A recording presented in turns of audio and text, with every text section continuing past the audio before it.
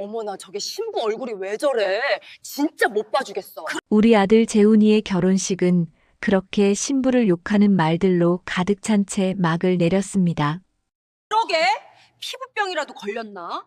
신랑 눈이 났네? 그러나 우리 아들과 신부의 사랑에 볼품 없다는 듯 흉보는 사람들은 그러면 안 되었습니다. 15년 뒤 초등학교 참관 수업에서 우리 아들 부부가 손주의 손을 잡고 등장하는 순간 사람들이 전부 발칵 뒤집혔거든요. 도대체 우리 아들 부부는 얼마나 달라졌던 걸까요? 지금부터 놀라운 이야기를 시작합니다. 이 이야기의 시작은 재훈이의 어머니 박순덕 씨로부터 시작됩니다. 순덕 씨에게는 아들이 하나 있었습니다. 재훈이. 재훈이는 어릴 때부터 공부를 잘했습니다. 초등학교 때부터 줄곧 반에서 1등이었고 중학교에 가서도 전교 10등 밖으로 밀려난 적이 없었습니다. 고등학교는 과학고에 진학했고 대학은 서울에 있는 명문대 전자공학과에 수석으로 합격했습니다. 순덕 씨는 그 소식을 듣던 날 밤새 잠을 못 잤습니다. 남편이 공사 현장에서 사고를 당해 한쪽 다리를 잃은 뒤로 순덕 씨는 새벽 4시에 일어나 두부 공장에서 일하고 낮에는 식당에서 설거지를 하고 저녁에는 아파트 복도 청소까지 했습니다. 하루에 3가지 일을 하면서 재훈이 학원비를 댔습니다. 그 고생이 눈물로 보상받은 순간이었습니다. 재훈이는 대학을 졸업하자마자 국내 최대 반도체 회사에 입사했습니다.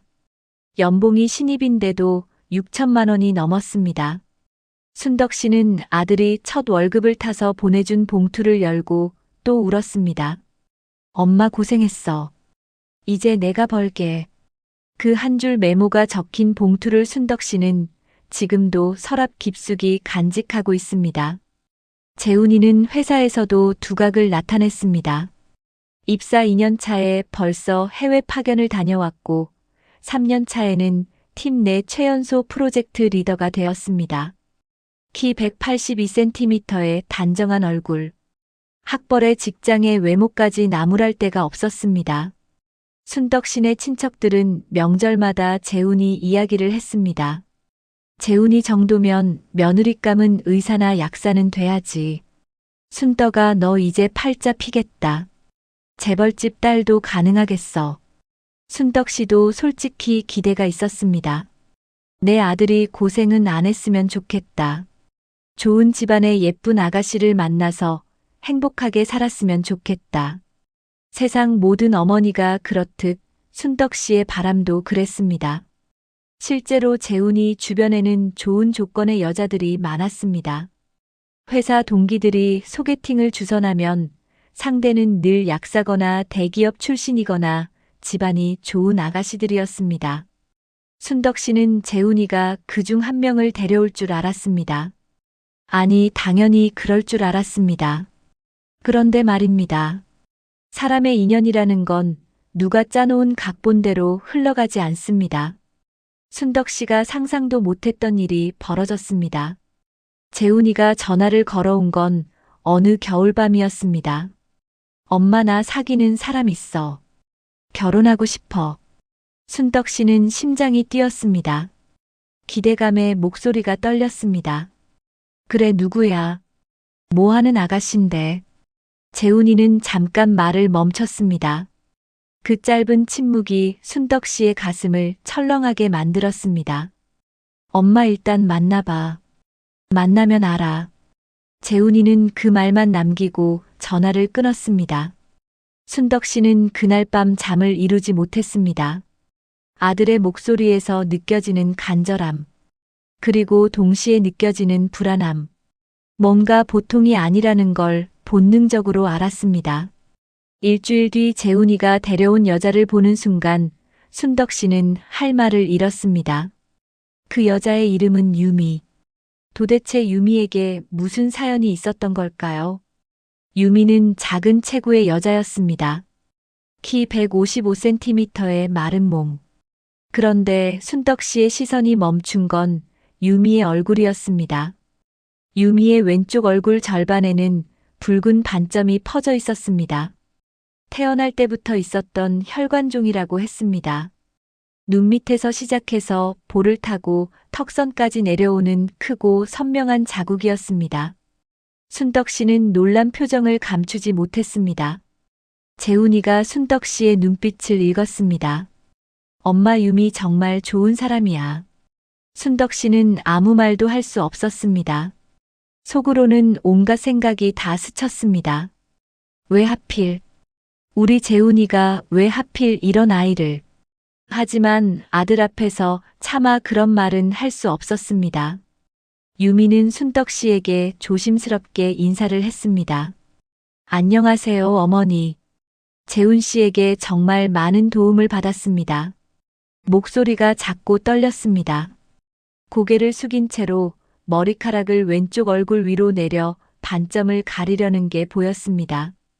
순덕 씨는 그 모습이 안쓰러우면서도 한편으로는 속이 답답했습니다. 재훈이와 유미가 만난 건 그의 여름이었습니다. 재훈이의 회사가 있는 판교 근처의 한 작은 꽃집에서였습니다. 재훈이는 어머니 생신 선물로 꽃다발을 사러 들렀다가 유미를 처음 봤습니다. 유미는 그 꽃집의 주인이었습니다. 정확히는 주인이라기보다 거의 혼자서 꽃집을 운영하고 있었습니다. 유미는 얼굴의 반점 때문에 어릴 때부터 사람들 앞에 서는 걸 두려워했습니다. 학교에서는 늘 놀림을 당했고 대학도 가지 못했습니다. 사람이 많은 곳에서 일할 수가 없어서 어머니가 운영하던 작은 꽃집을 물려받아 조용히 꽃만 다듬으며 살았습니다. 재훈이가 꽃집 문을 열고 들어갔을 때 유미는 장미 가시를 다듬고 있었습니다. 재훈이를 보자마자 고개를 확 돌렸습니다. 왼쪽 얼굴을 감추려는 습관적인 동작이었습니다. 재훈이는 그게 이상했습니다. 하지만 아무 말 없이 꽃을 골랐습니다. 어떤 꽃이 좋을까요? 어머니 드릴 건데. 유미가 고개를 살짝 돌려 물었습니다. 어머니가 어떤 분이세요? 재훈이는 웃으며 대답했습니다. 세상에서 제일 고생 많이 하신 분이요. 유미의 눈이 잠깐 흔들렸습니다. 그러시면 카네이션보다는 프리지어가 좋을 것 같아요. 향이 오래 남거든요. 고생하신 분은 향기로 위로받으시더라고요. 재훈이는 그 말이 머릿속에 오래 남았습니다. 그날 이후 재훈이는 이유 없이 그 꽃집을 다시 찾았습니다. 그리고 또 찾았습니다. 일주일에 한 번이 두 번이 되고 두 번이 세 번이 되었습니다. 유미는 처음에는 경계했습니다. 사람을 믿는 게 쉽지 않았기 때문입니다. 어릴 때 같은 반 남자아이가 장난처럼 다가와서 친한 척하다가 갑자기 유미의 머리카락을 젖히며 소리쳤던 기억이 있었습니다. 야, 걔 얼굴 봐. 괴물이다. 그 기억이 유미를 평생 따라다녔습니다. 그래서 누군가 자신에게 친절하면 먼저 의심부터 했습니다. 뭘 원하는 거지? 나한테 왜 이러는 거지? 그런데 재훈이는 달랐습니다. 유미의 얼굴을 뚫어지게 쳐다보지도 않았고 일부러 안 보는 척하지도 않았습니다. 그냥 자연스러웠습니다. 유미 씨 오늘 카페 갈래요? 재훈이가 처음 데이트 신청을 했을 때 유미는 놀라서 꽃가위를 떨어뜨렸습니다. 저요? 왜요?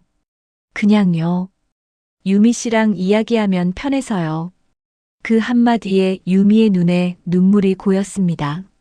살면서 자신에게 편하다고 말해준 사람은 재훈이가 처음이었기 때문입니다.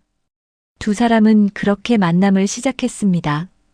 재훈이는 유미를 만날 때마다 유미의 꿈과 이야기에 귀를 기울였고, 유미는 세상에서 처음으로 누군가 앞에서 머리카락을 뒤로 넘기고 얼굴을 보여줄 수 있게 되었습니다. 재훈 씨, 나 이 얼굴 때문에 평생 숨어 살았어. 그런 유미의 고백에 재훈이는 이렇게 말했습니다. 그 자국이 유미 씨를 만들었잖아요. 나는 그게 예뻐요. 유미는 그날 펑펑 울었습니다.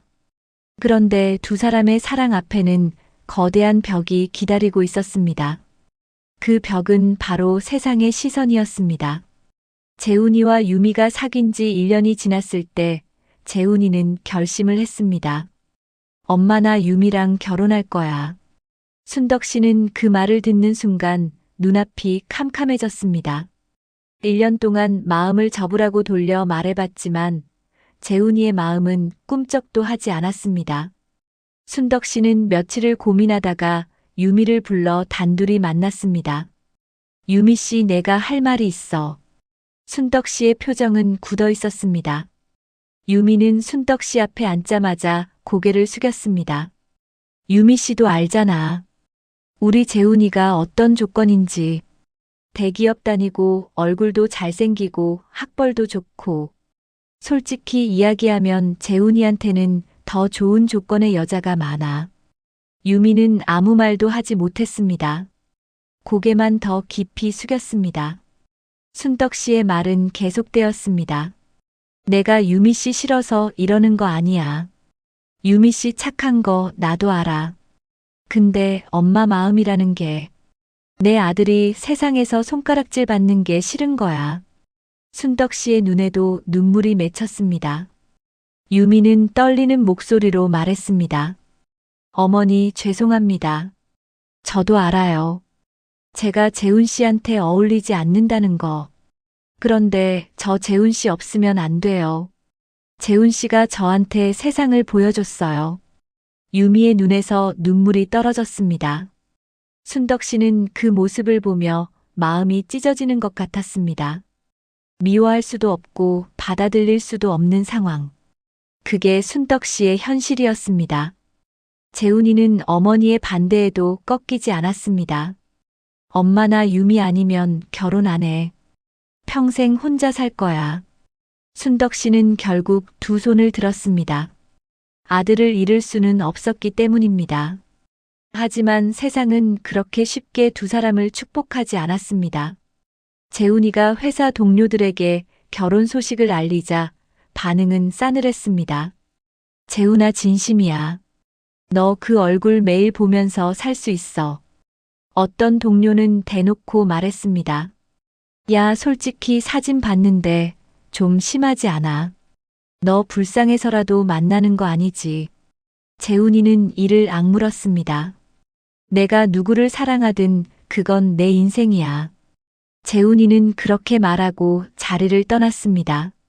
하지만 뒤에서 들려오는 수군거림은 멈추지 않았습니다.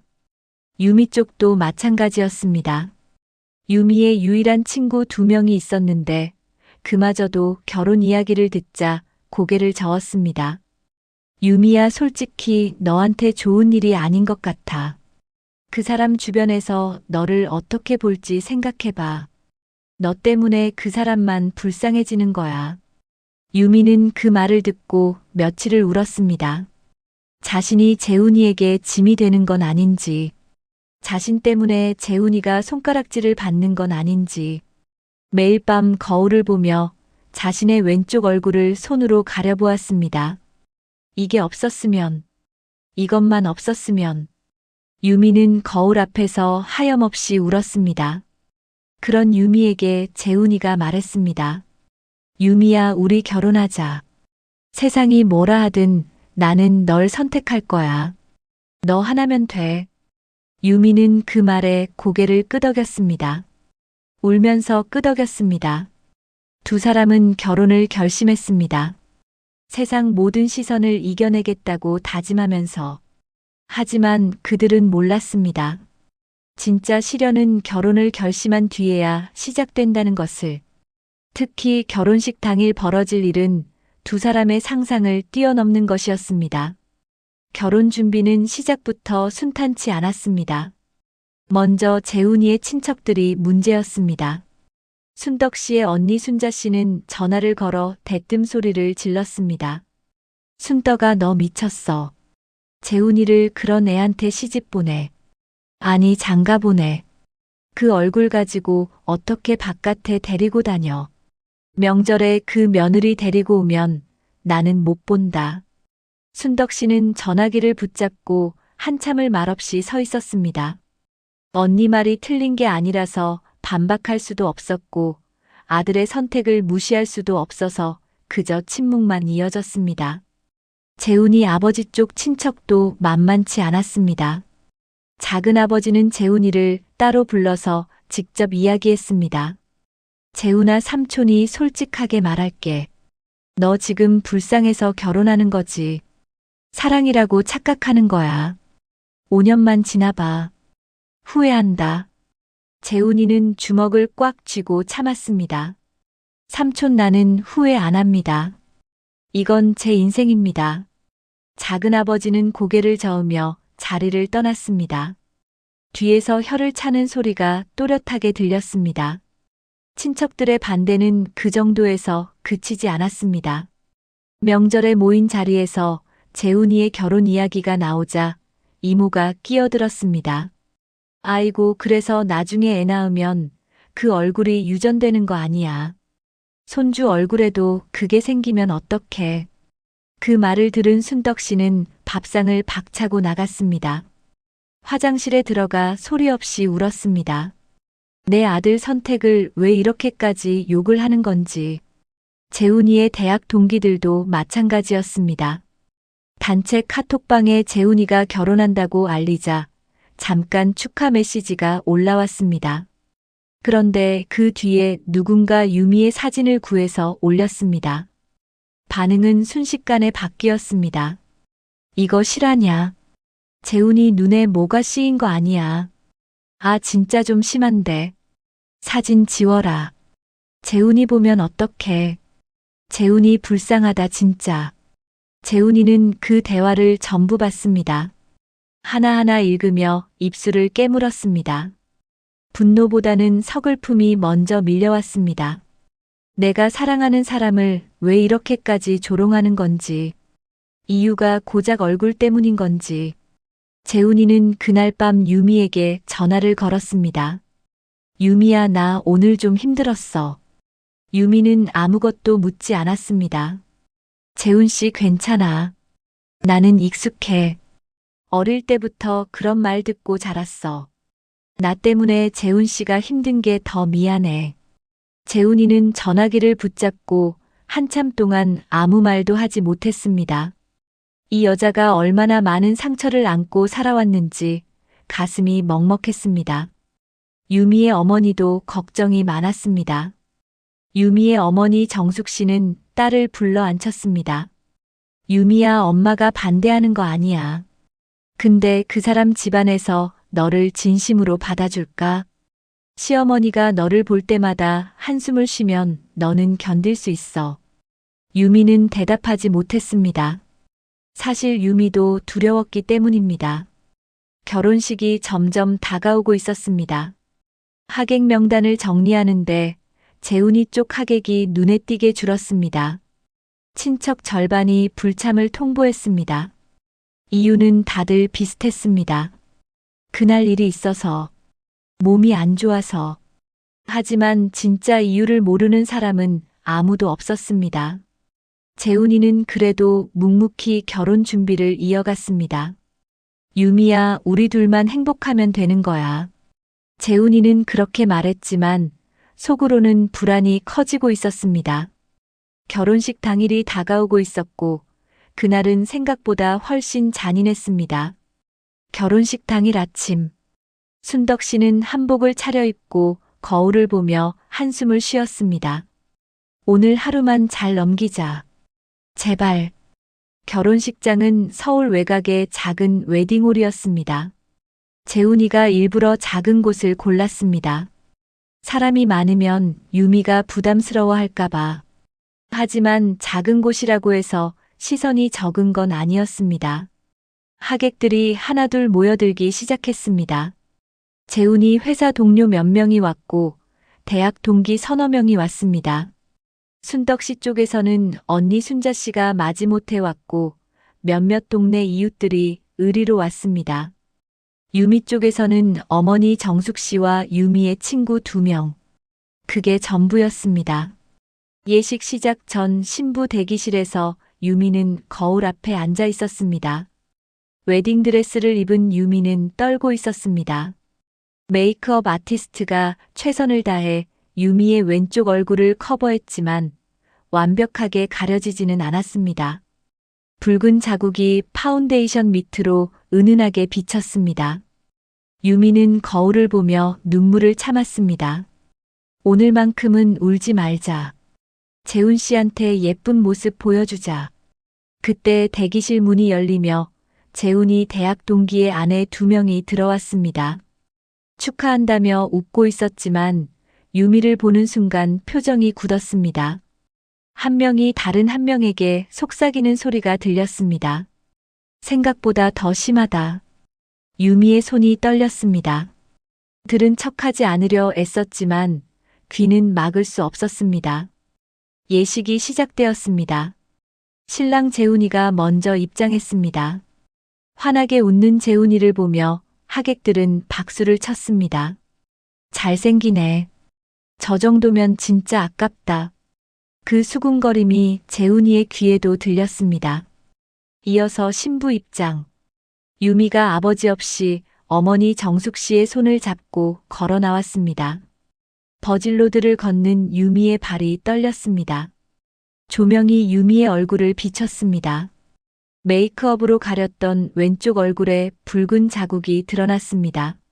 순간 웨딩홀이 조용해졌습니다.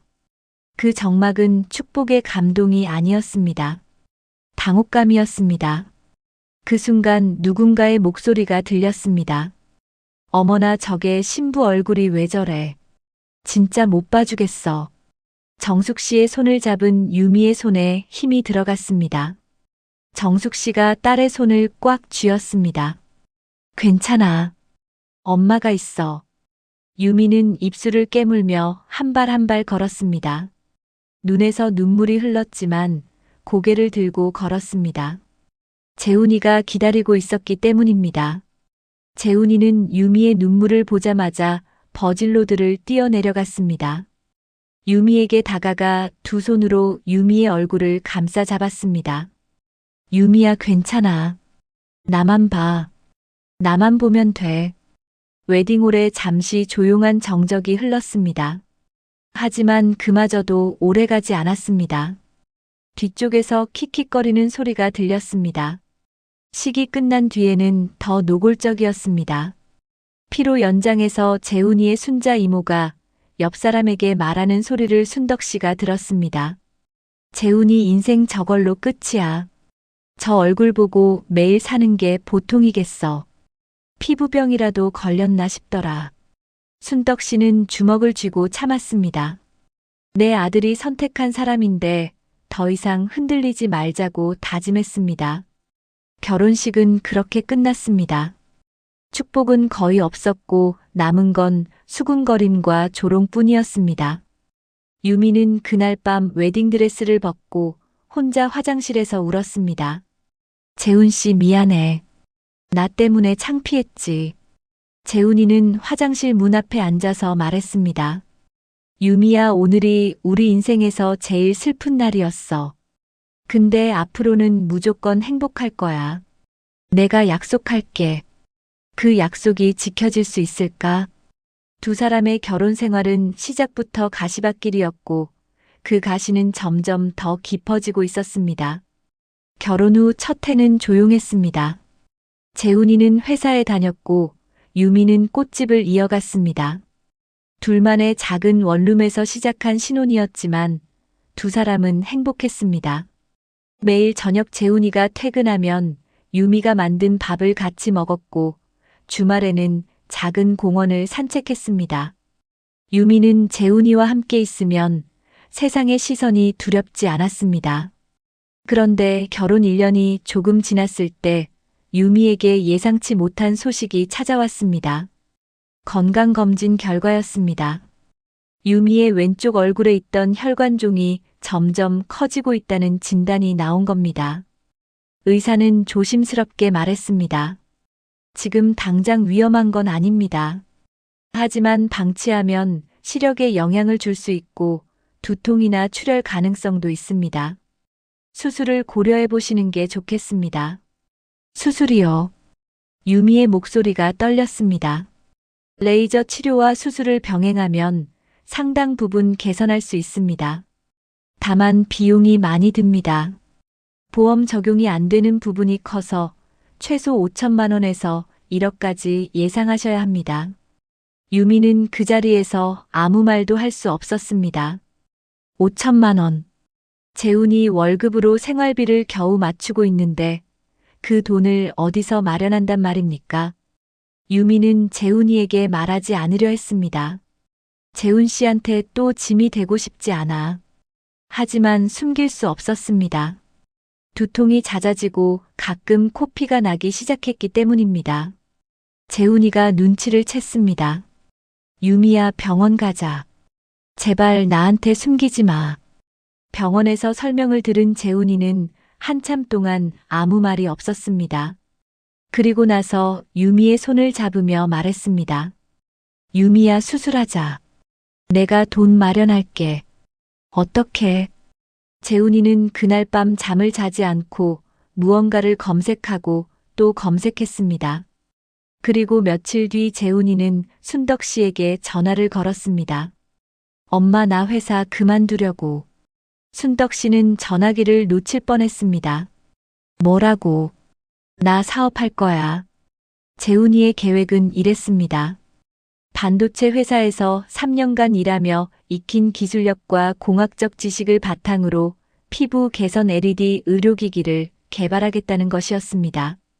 유미의 혈관종 치료 과정에서 레이저와 광치료에 대해 공부하다가 아이디어를 얻은 겁니다.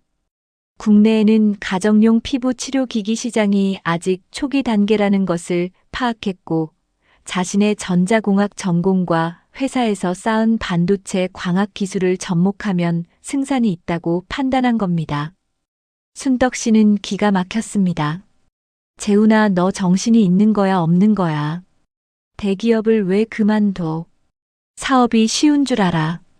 엄마, 유미 수술비도 벌어야 하고 우리가 계속 이렇게 살 수는 없어.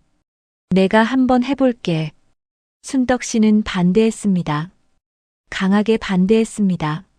하지만 재훈이의 눈빛은 단호했습니다. 유미도 말렸습니다. 재훈 씨, 나 때문에 회사까지 그만두면 안 돼. 수술 안 해도 돼. 나는 이대로 괜찮아. 유미야, 괜찮지 않아. 너 두통 때문에 매일 밤 못 자는 거 나 다 알아. 나는 너를 이대로 보고만 있을 수 없어. 재훈이는 결국 사표를 냈습니다. 대기업의 안정적인 월급을 포기하고 작은 원룸에 노트북 하나 놓고 사업을 시작한 겁니다. 주변의 반응은 예상대로였습니다. 완전히 미쳤구나. 재훈이 인생 진짜 끝났다. 그 여자 만나더니 직장까지 때려치우네. 간병인 노릇하다가 이제 거지가 되겠구나. 그 말들이 재훈이의 귀에까지 들어왔습니다. 하지만 재훈이는 멈추지 않았습니다. 유미를 위해 그리고 두 사람의 미래를 위해 모든 걸 걸었습니다. 과연 재훈이의 선택은 옳았던 걸까요? 사업이라는 건 열정만으로 되는 게 아니었습니다. 재훈이가 사업을 시작한 첫 6개월은 지옥이었습니다. 가진 돈이라고는 퇴직금 3천만 원과 그동안 모아둔 적금 2천만 원. 합해서 5천만 원이 전부였습니다. 사무실을 얻을 여유가 없어서 원룸 한쪽 구석에 책상을 놓고 작업했습니다. 시제품을 만드는 데만 3개월이 걸렸습니다. 전자부품을 직접 납땜하고 설계를 수백 번 수정했습니다. 재훈이는 하루에 4시간도 자지 못했습니다. 새벽 3시에 자고 아침 7시에 일어나 다시 작업했습니다. 유미는 그런 재훈이 옆에서 꽃집 일을 하며 생활비를 벌었습니다. 아침 6시에 꽃시장에 가서 꽃을 떼오고 하루 종일 가게에 서서 꽃을 팔았습니다. 저녁에는 집에 와서 재훈이 밥을 차렸습니다. 유미는 단 한 번도 불평하지 않았습니다. 재훈 씨가 잘 될 거라고 믿으니까. 나는 괜찮아. 하지만 현실은 냉혹했습니다.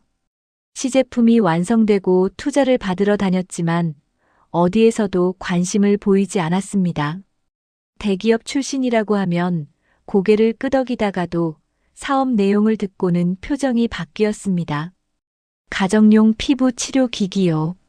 시장이 있을까요? 의료기기 인허가가 얼마나 어려운지 아세요? 솔직히 말씀드리면 리스크가 너무 큽니다. 투자를 거절당한 횟수만 23번이었습니다. 재훈이는 거절당할 때마다 화장실에 들어가 세수를 하고 다시 나왔습니다.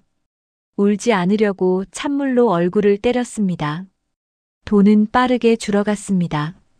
시제품 재료비, 부품비, 인증 비용까지 합치니 5천만 원은 순식간에 바닥이 보이기 시작했습니다. 3개월 뒤에는 통장 잔고가 200만 원까지 떨어졌습니다. 그때 순덕 씨가 전화를 걸어왔습니다. 재훈아, 제발 사업 접어. 다시 취직해. 엄마가 빌게. 재훈이는 아무 말도 하지 못했습니다. 엄마한테 돈을 빌릴 수도 없었습니다. 순덕 씨도 형편이 넉넉하지 않았기 때문입니다. 재훈이의 옛 동료들은 카톡 단체방에서 재훈이 이야기를 안주 삼았습니다. 재훈이 사업 진짜 망한다던데. 그러게 그 여자 만나더니 인생이 꼬이네. 불쌍하다 진짜. 대기업을 때려치우고 뭘 한다는 건지. 전 여자친구한테 들었는데 지금 원룸에서 산다더라. 누군가 그 대화 내용을 캡처해서 재훈이에게 보내줬습니다. 보고도 모른 척해라. 쟤네가 원래 그래. 재훈이는 그 캡처 화면을 한참 들여다봤습니다. 분했습니다.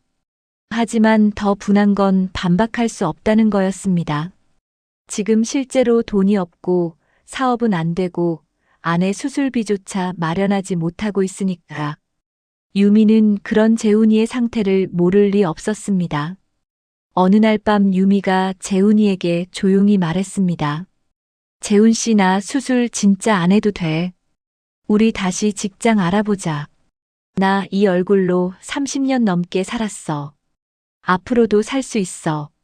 재훈이는 유미를 안으며 말했습니다. 유미야, 6개월만 더. 6개월만 더 해볼게. 안 되면 그때 접을게. 약속해. 유미는 고개를 끄덕였습니다. 하지만 두 사람 모두 알고 있었습니다. 6개월이라는 시간이 마지막이라는 것을. 이대로 무너지면 다시 일어서기 어렵다는 것을. 과연 재훈이는 이 절벽 끝에서 무엇을 찾아낸 걸까요? 6개월의 시한이 시작되었습니다. 재훈이는 전략을 바꿨습니다. 대형 투자사를 찾아다니는 대신 온라인에 집중하기로 한 겁니다. 시제품을 직접 유미에게 사용하면서 그 과정을 영상으로 찍기 시작했습니다. 유미의 동의를 구했습니다. 유미야, 우리 얼굴을 세상에 보여줄 수 있어. 유미는 한참을 망설였습니다.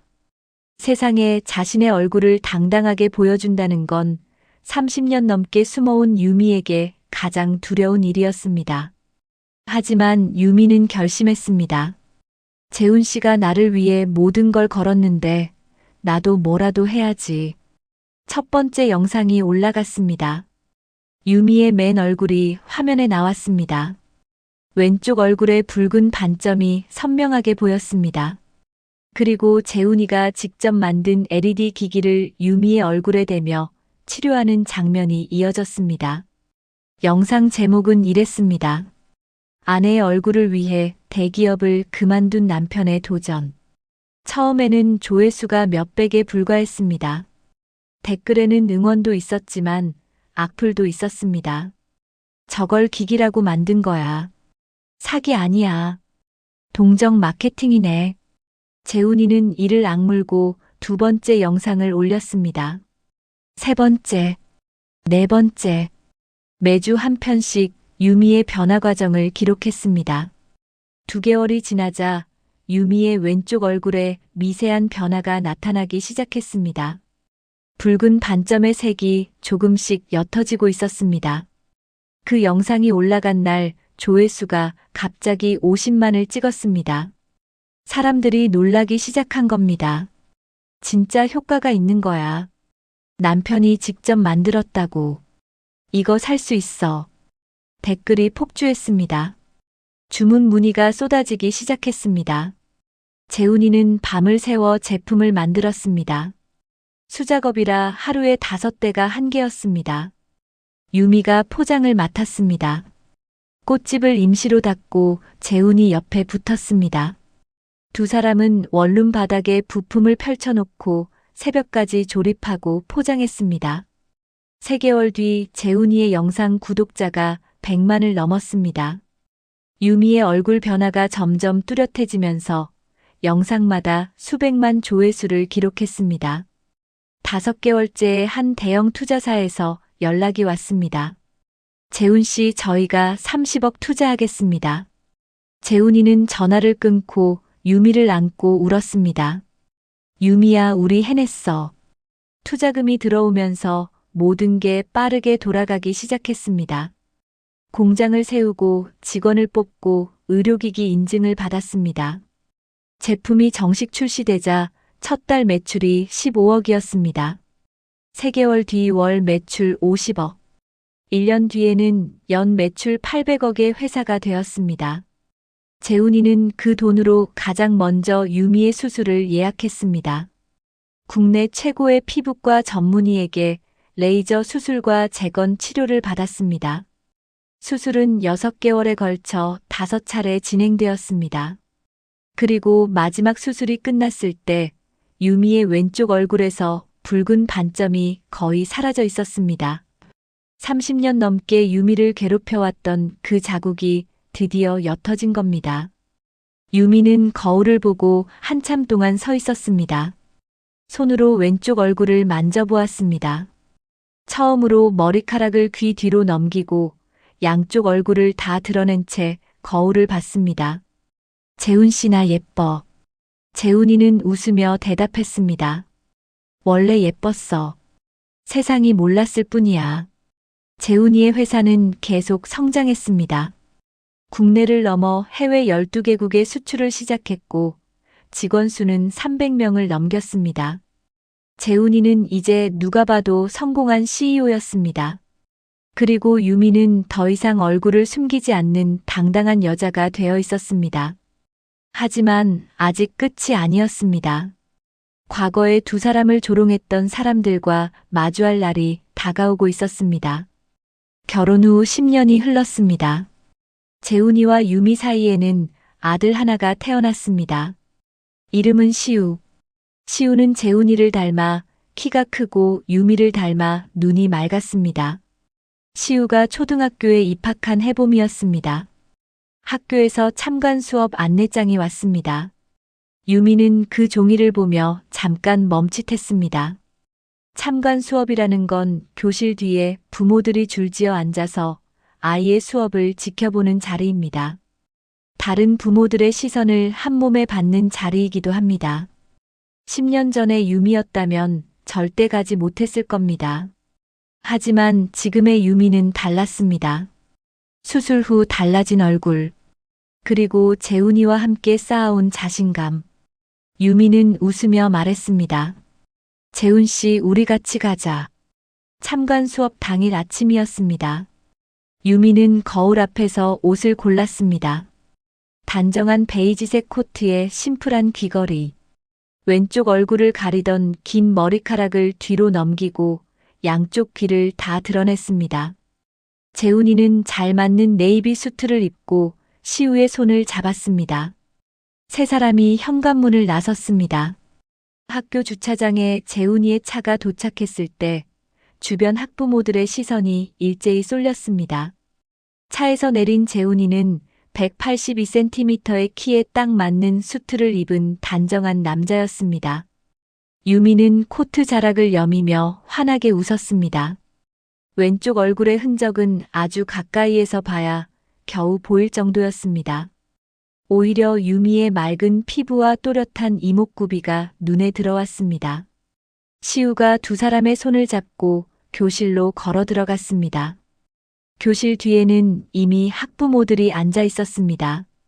재훈이와 유미가 들어서는 순간 교실이 잠깐 조용해졌습니다.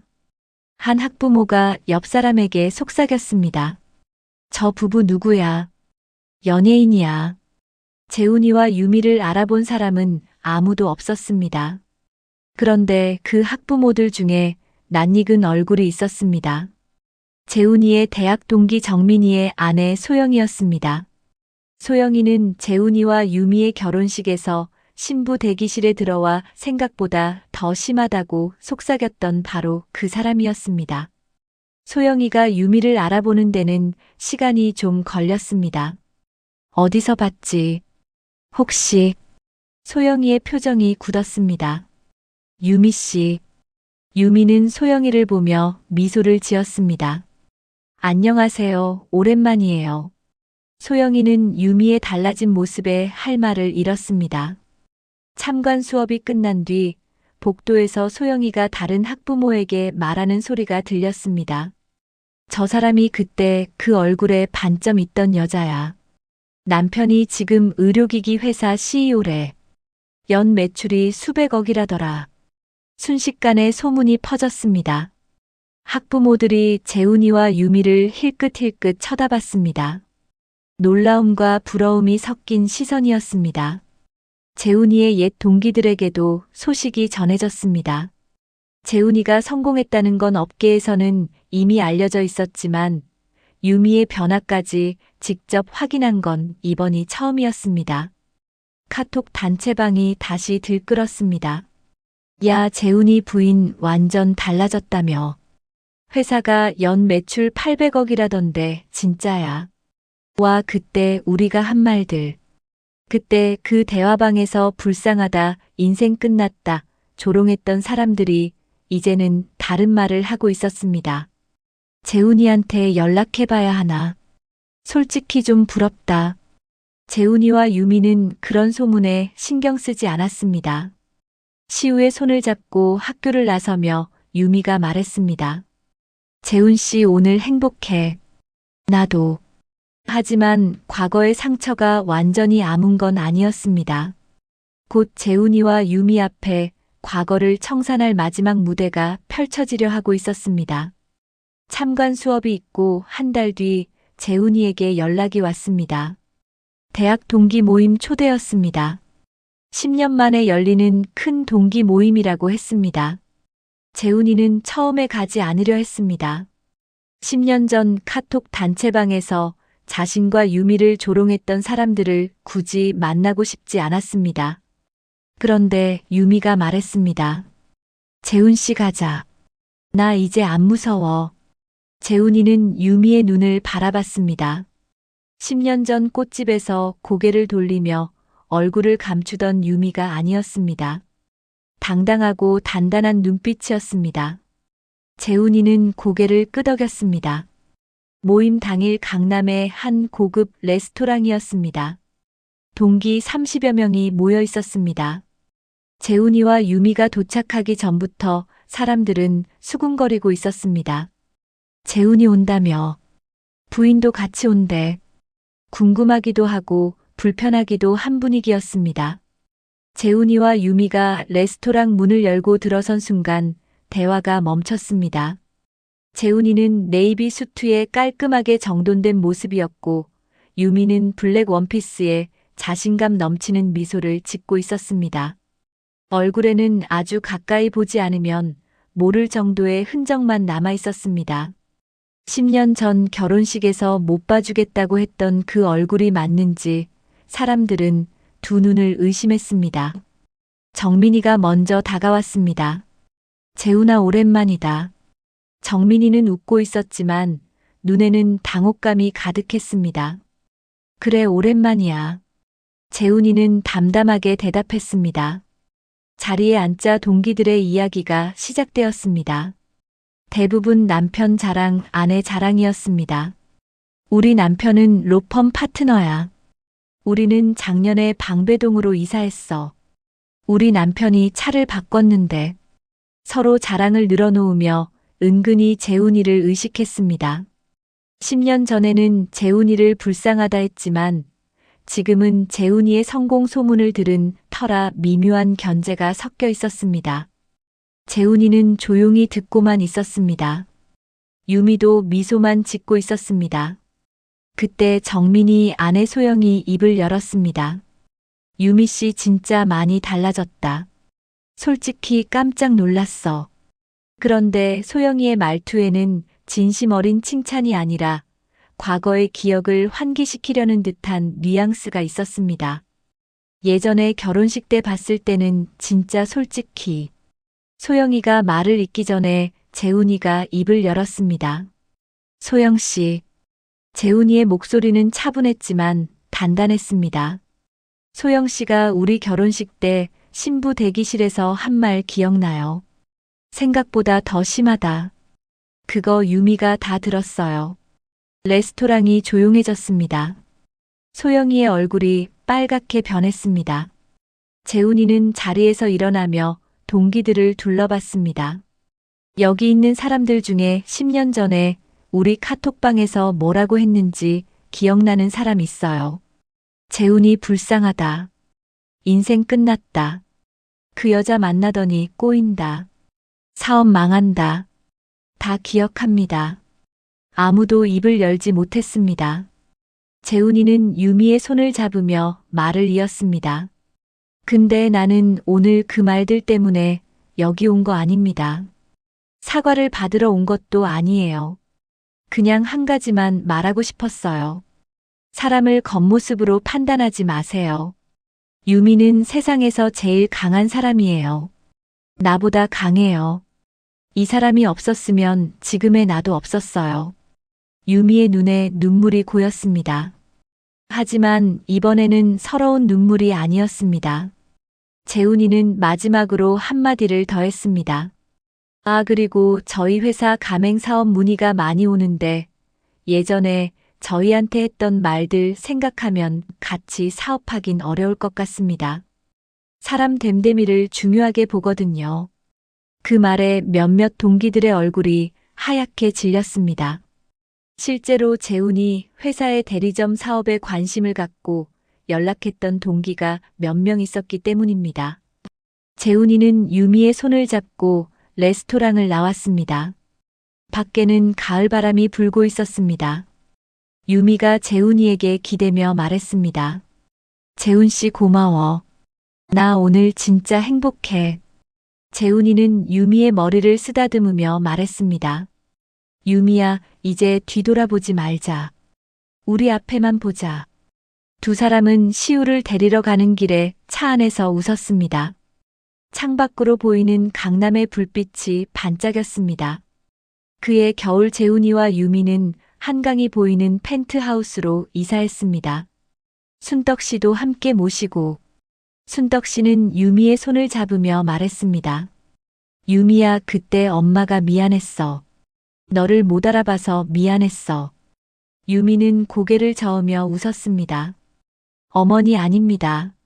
어머니가 재훈 씨를 그렇게 키워주셨으니까 제가 지금 여기 있는 거예요. 순덕 씨는 며느리를 안고 울었습니다. 거실 창 너머로 한강의 불빛이 반짝이고 있었습니다. 세상이 뭐라 해도 흔들리지 않았던 두 사람의 사랑이 만들어낸 풍경이었습니다. 그렇게 재훈이와 유미의 이야기는 가장 아름다운 결말을 맞이했습니다.